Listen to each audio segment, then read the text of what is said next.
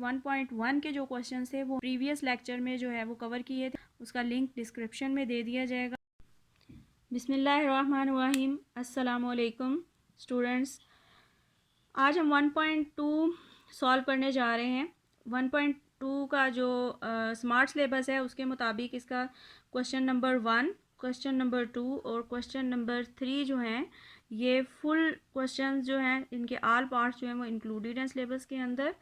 और इसके अलावा क्वेश्चन नंबर 4 में से जो है वो पार्ट ए और पार्ट डी जो है वो इंक्लूडेड है, जबकि क्वेश्चन नंबर 5 में से जो है वो बी, सी और ई जो है वो इसमें शामिल हैं और क्वेश्चन नंबर 6 के दोनों पार्ट जो है वो इसमें शामिल हैं। अब हम आ जाते हैं क्वेश्चन नंबर 1 की तरफ। क्वेश्चन नंबर 1 जो है वो क्या है, from the following matrices identify unit matrix, low matrix, row matrix, column matrix and null matrix. ठीक है, आपने इसमें से बताना है कि सबसे पहले हम देख लेते हैं कि यूनिट मैट्रिक्स कौन से होते हैं। ठीक है, यूनिट मैट्रिक्स जो हैं इसको हम आइडेंटिटी मैट्रिक्स भी कहते हैं। अच्छा, सबसे पहले हम देख लेते हैं यूनिट मैट्रिक्स को। यूनिट मैट्रिक्स जो है वो क्या होते हैं, ऐसे मैट्रिक्स जिनके डायगोनल के ऊपर जो है हमारे पास जो एंट्री होती है वो 1 होती है। ठीक है, जैसे कि ये आपको जो है वो इसका पार्ट डी नज़र आ रहा है। यहाँ पर आप देखें ये डायगोनल पर जो है वो 1 वैल्यू जो है, इधर भी 1 है यहाँ पर भी 1 है, तो इसको हम यूनिट मैट्रिक्स या आइडेंटिटी मैट्रिक्स जो है वो कहते हैं। इसी तरह से आप नेक्स्ट आ जाए रो मैट्रिक्स। ठीक है, देखिए ये नाम से ज़ाहिर है रो किसको कहते हैं, जिसकी एक रो हो। ठीक है, एक रो, ऐसा मैट्रिक्स जिसकी सिर्फ एक रो होती है उसको रो मैट्रिक्स कहते हैं। और उसके बाद हमारे पास आ जाता है कॉलम मैट्रिक्स। ठीक है, तो कॉलम भी आप देख लें, इसी से आप जो है वो याद रख सकते हैं कि ऐसा मैट्रिक्स जिसकी एक कॉलम हो, जिसका एक कॉलम हो वो कॉलम मैट्रिक्स कहलाता है। एक रो होगा तो उसको हम रो मैट्रिक्स कहेंगे, एक कॉलम होगा तो उसको हम कॉलम मैट्रिक्स कहेंगे। इसी तरह से नेक्स्ट हमारे पास है नल मैट्रिक्स। अब नल का मतलब होता है बिल्कुल ही नील, जिसके पास कुछ भी ना हो, जिसको आता जाता है कुछ ना हो उसको नल बोलते हैं। तो ये खाली है। ठीक है, तो अब ऐसा मैट्रिक्स जिसकी सारी की सारी जो है वो एंट्रीज जो हैं वो ज़ीरो होंगी तो वो नल मैट्रिक्स कहलाएगा। जैसा कि ये हमारे पास जो है वो ए है, तो इसके सारे के सारे नंबर ज़ीरो हैं तो उसको हम नल मैट्रिक्स कहेंगे। इस तरह से अब आ जाए आप नेक्स्ट क्वेश्चन नंबर 2 के ऊपर। From the following matrixes identify square matrix. Square matrix हमारे पास है। सबसे पहले देखें, बच्चे जो है ना वो उनको आइडेंटिटीज़ जो हैं वो मिक्सअप हो जाती हैं, भूल जाते हैं, तो मैं हमेशा उनको जो है वो मैं उनको हमेशा एक सजेशन देती हूँ कि देखें शेप्स तो हमें बचपन से याद होती हैं ना कि स्क्वायर कैसा है, रेक्टेंगुलर शेप कैसी होती है। ठीक है, तो आप देखें कि जो स्क्वायर साइड होती है ना उसकी चारों साइड्स आपस में बराबर होती हैं। ठीक है, तो इसी तरह से मैट्रिसेस में हम किस तरीके से जो है वो याद रख सकते हैं कि ऐसा मैट्रिक्स जिसके रो और कॉलम्स की तादाद जो है ना वो आपस में जो है वो बराबर होती है, तो उसको हम कहते हैं स्क्वायर मैट्रिक्स। रो और कॉलम्स की तादाद बराबर, क्योंकि स्क्वायर की देखो जो इसकी लंबाई और चौड़ाई, इसकी लेंथ और विड्थ होती है वो आपस में बराबर होती है। तो इसी तरह जो स्क्वायर मैट्रिसेस होगा उसका भी जो है ना वो हमारे पास रो और कॉलम्स की तादाद जो है वो बराबर होगी। जैसा कि ये देखें आप, ये वाला मैट्रिक्स आप देख लें, तो इसमें आप देखें इसकी अगर रो को काउंट करें आप 1 2 3 और 1 2 और 3, इसकी 3 ही रोज़ हैं और 3 ही कॉलम्स हैं, तो इसकी रो की तादाद और कॉलम्स की तादाद जो है वो आपस में बराबर है। तो हम कहेंगे कि ये हमारे पास जो है ना वो क्या है, स्क्वायर मैट्रिक है। ठीक है,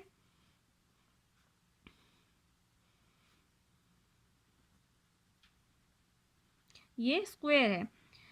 इसी तरह से रेक्टेंगुलर मैट्रिक्स आ जाते हैं। तो रेक्टेंगुलर शेप अगर आप देखें तो रेक्टेंगुलर शेप जो होती है वो सेम नहीं होती। ठीक है, इसकी जो है वो लंबाई और चौड़ाई आपस में बराबर नहीं होती, लेंथ और विड्थ आपस में बराबर नहीं होती है। तो हम ये कहेंगे कि इसमें जो है वो ऐसा मैट्रिक्स जिसकी रो और जो है वो कॉलम्स की तादाद आपस में बराबर नहीं होती है, तो वो हमारे पास जो है वो रेक्टेंगुलर मैट्रिक्स होते हैं। जैसा कि आप इसमें आपको एग्जांपल नज़र आ रही है, एग्जांपल नंबर 9 है और उसके बाद एग्जांपल नंबर जो है वो 4 है, एग्जांपल नंबर जो है वो 1 है। तो ये आपके पास देख लें इन तीनों को। यहाँ पर अगर आप देखें तो यहाँ पे रो की तादाद आपको कितनी नज़र आ रही है, 2। ठीक है, ये हमारे पास रो 1 है, ये रो 2 है। इसी तरह से कॉलम्स की तादाद आप देखें तो ये कॉलम नंबर 1, कॉलम नंबर 2 और कॉलम नंबर 3। तो इसकी 2 जो हैं वो रोज़ हैं और 3 कॉलम हैं, तो ये आपस में बराबर नहीं है, तो हम कहेंगे ये हमारे पास रेक्टेंगुलर मैट्रिक्स है। सेम इसी तरह से इसकी जो है हमारे पास क्वेश्चन नंबर 5 जो है, इसकी 3 रोज़ हैं जबकि 2 कॉलम्स हैं। ठीक है, और इसी तरह से क्वेश्चन नंबर 9 में हमारे पास 3 रोज़ और 2 कॉलम्स हैं, तो ये भी आपस में जो है बराबर नहीं है। इसका मतलब है कि ये तीनों के तीनों रेक्टेंगुलर मैट्रिक्स हैं। उसके बाद अगेन हमारे पास जो है वो आ जाता है रो मैट्रिक्स। ठीक है, जो मैंने जैसे आपको ऊपर से बताया कि रो से आपने याद रखना है कि जिसकी एक रो, और कॉलम मैट्रिक्स में आपने याद रखना है कि ऐसा मैट्रिक्स जिसका एक कॉलम हो।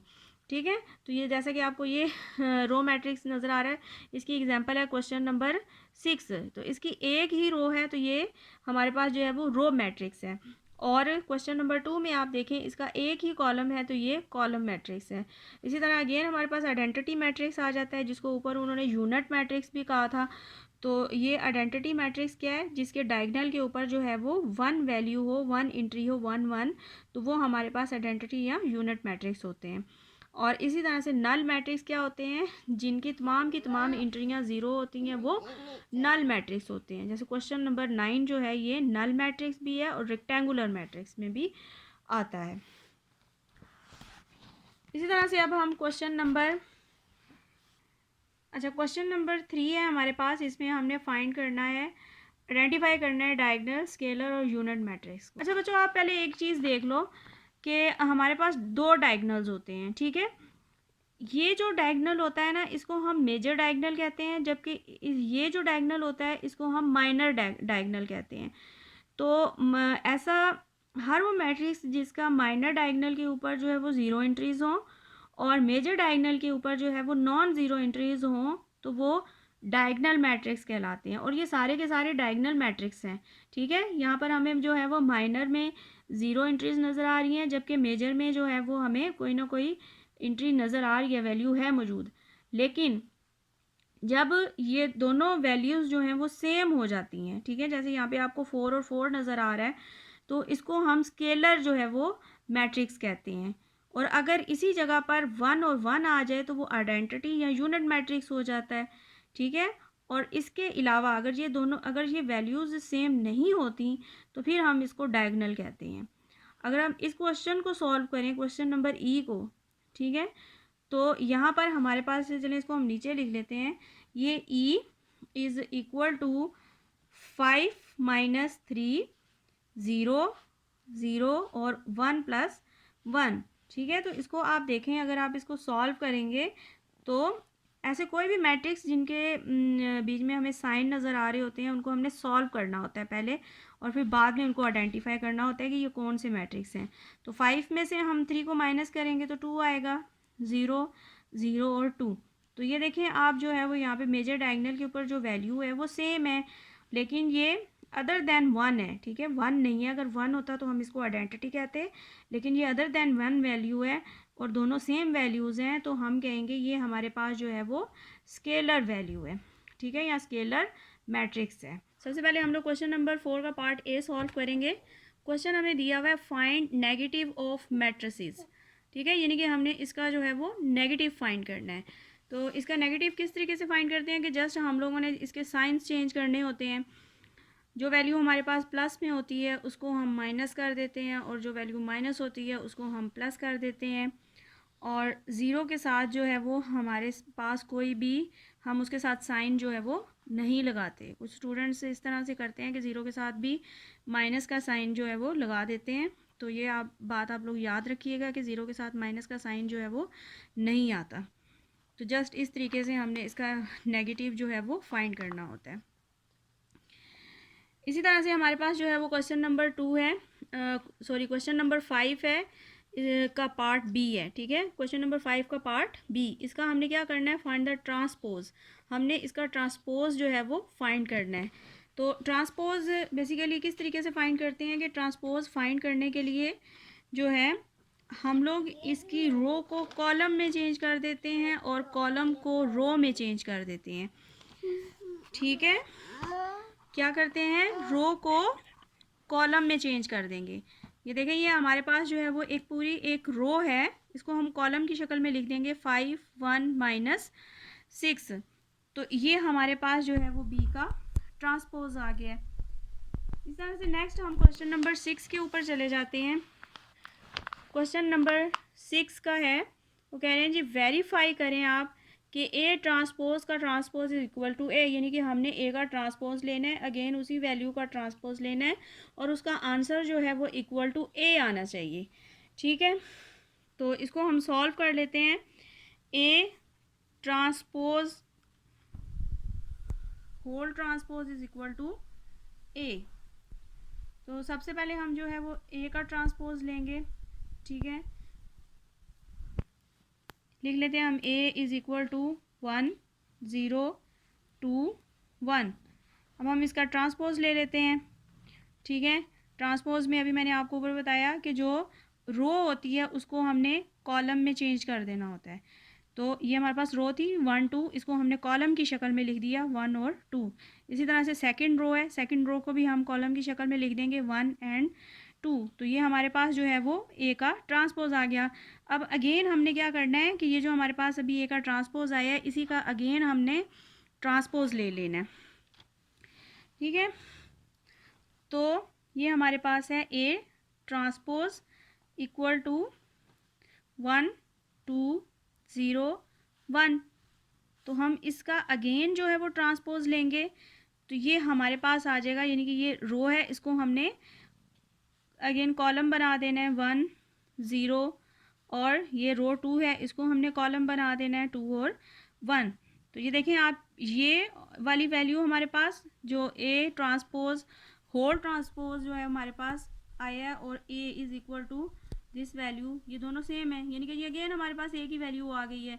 तो इसका मतलब ये हुआ कि ये वाली value is equal to A, यानी कि ए ट्रांसपोज का whole transpose is equal to A. तो यही वेरीफाई करना था हमने कि ये वैल्यू इक्वल टू ए है। ठीक है, हेंस प्रूव्ड। क्वेश्चन नंबर 4 का पार्ट ए मैंने सॉल्व कर दिया है। इसका डी पार्ट बच्चों आप खुद करोगे, जस्ट आपने इसके साइंस चेंज करने हैं। ठीक है, यहाँ पर आपको माइनस दे दिया गया है, आपने जो है वो इनको प्लस में और इस साइड पे आपने प्लस के साइंस को माइनस में चेंज कर देना है। ये क्वेश्चन आप खुद ट्राई कीजिएगा। और उसके बाद क्वेश्चन नंबर 5 में मैंने बी आपके लिए सॉल्व किया है, जबकि क्वेश्चन नंबर सी और ई आपने खुद ट्रांसपोज में चेंज करना है। ठीक है ना, आपने इसको सिंपली, आपको समझ आ गई होगी इंशाल्लाह कि आपने जो है वो सिंपली रोज़ को कॉलम में चेंज कर देना है। और इसी तरह से क्वेश्चन नंबर 5 का पार्ट 1 सॉल्व कर दिया है, जबकि पार्ट बी जो है वो आपने खुद ट्राई करना है। तो हमारा आज का ये लेक्चर यहीं कंप्लीट होता है। अगर आपको किसी भी किस्म की कोई कन्फ्यूजन है या कोई क्वेश्चन पूछना है तो आप कमेंट बॉक्स में ज़रूर कमेंट करिएगा, इंशाल्लाह मैं उसका जवाब आपको ज़रूर दूँगी।